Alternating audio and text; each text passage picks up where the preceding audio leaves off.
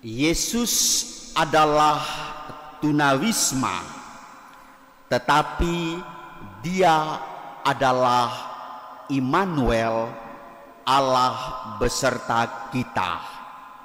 Ibu bapa, saudari-saudara umat beriman yang terkasih dalam Kristus, hari ini Sabda telah menjadi manusia dan terjadi di sekitaran wilayah Bethlehem, negara Palestina. Saat itu hanya ada di sebuah kandang hina, hadirlah Yosef dan Maria. Mereka berdua bergulat bagaimana cara membantu supaya sabda yang berubah menjadi manusia ini benar-benar diterima dengan sebagaimana layaknya. Yosef bertindak sebagai seorang dokter. Dia memberikan pertolongan pertama dan dialah yang memotong tali pusar Tuhan Yesus. Pasti Anda tidak tahu siapa yang memotong tali pusar Tuhan Yesus. Kalau bukan Yosef, siapa? Para gembala datang belakangan. Ketika malaikat datang katakan kepada mereka, "Hai saudaraku, bersukacitalah, karena hari ini telah lahir di kota Daud Yesus Kristus yang dinamakan Immanuel, Allah beserta kita." Mereka datang menyongsong Tuhan Yesus, mengunjunginya dengan penuh sukacita. Saudari-saudara umat beriman yang terkasih, kisah tentang kelahiran Tuhan Yesus yang adalah oleh Allah dikatakan sebagai Immanuel, Allah beserta kita, berawal dari latar belakang sebuah situasi tanpa memiliki rumah kediaman. Yesus adalah tunawisma. Namun tanpa memiliki rumah, oleh Allah Bapa menggariskan suatu garis adikodrati bahwa sesungguhnya engkau adalah putra Allah, engkau akan dinamakan Immanuel, Allah beserta kita. Suatu kontradiksi in reality, pertentangan dalam realitas. Realitas tidak memiliki rumah, tetapi diberikan proklamir oleh Allah menyertai umat. Luar biasa dahsyat. Dan dahsyatlah iman orang Kristiani itu pula lah, maka hari ini seluruh dunia meski di tengah pandemi COVID-19 merayakan sukacita Natal. Saudari-saudara umat Allah yang terkasih, penyertaan Tuhan Yesus dalam keseluruhan hidup terus kita rasakan. Mulai dari perjanjian lama, Nabi Musa diutus oleh Allah, disertai oleh Allah untuk menjadi pemandu pembebasan bangsa Israel dari tanah Mesir. Menyusul Nabi Yeremia, ketika diutus menjadi utusan Allah, dia mengatakan, "Ya Tuhan, aku masih kecil, aku masih muda, tidak pandai merhata-hata, tidak pandai berbicara. Namun Tuhan mengatakan, saudaraku, aku menyertai engkau." Dan hari ini saudara-saudariku yang terkasih, Yesus telah lahir dan dia dinamakan Immanuel, Allah beserta kita. Saudari-saudara umat Allah yang terkasih, Yesus tahu dan Yesus senyum-senyum saja ketika melihat datangnya umat Allah di seluruh dunia dengan busana yang khas, dibalut mulut dengan masker. Yesus senyum-senyum saja.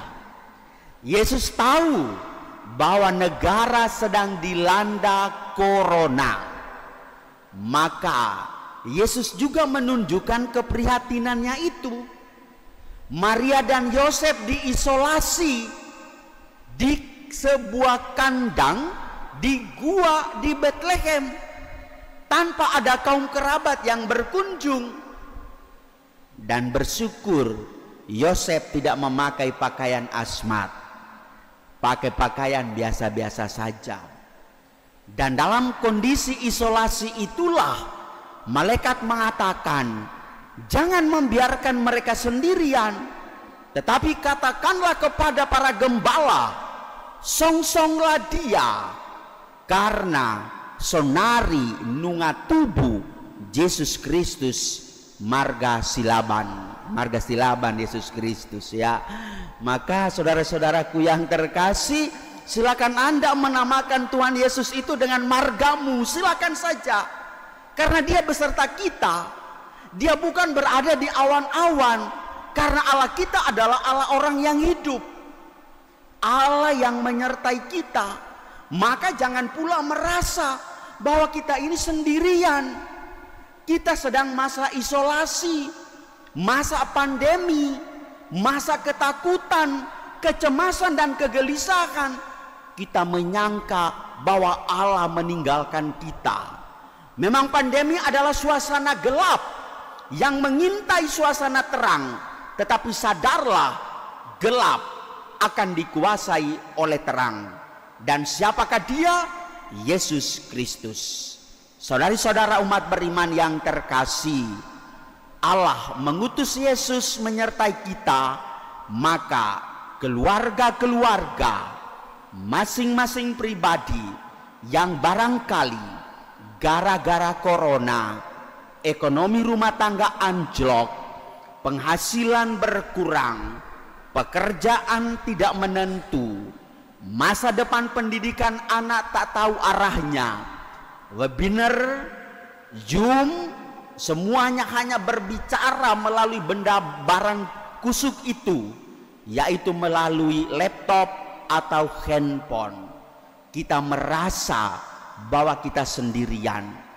Jangan sampai kita terjungkal di dalam jurang keputusasaan.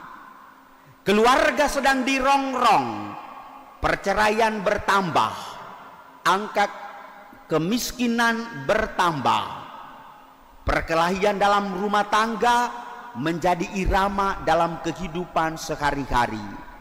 Maka muncullah suami-suami takut istri karena dang adong hepeng, penghasilan berkurang. Maka jangan menonton film suami-suami takut istri. Kalau film itu pula Anda nonton, gawatlah sudah, masa jantan dan perkasa takut istri.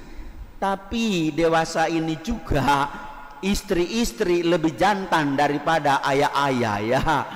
Karena istri-istri yang memiliki pekerjaan, ayah mah main togel, main kartu, main gaple, minum tuak, ditambah dengan makan pote, dohot, jengkol, mantap nahi. Maka sekalian, sebab sekalian, kalau seandainya istrimu itu marah, suami harus diam. Apa yang dilakukan?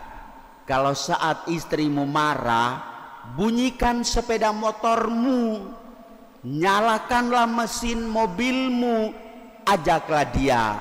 Halo sayang, ayo mari kita ke Kepri Mall, langsung semangat. Itulah resepnya. Kalau ibu-ibu marah, itu hanya resepnya itu saja. Ajaklah dia ke mall, aman dia. Kalau mall terlalu jauh, minimal pasar kaget. Itu udah lumayan itu ya. Maka Allah beserta kita, suasana aman dan nyaman. Jangan merasa sendiri, karena dia adalah Immanuel, Allah beserta kita. Amin.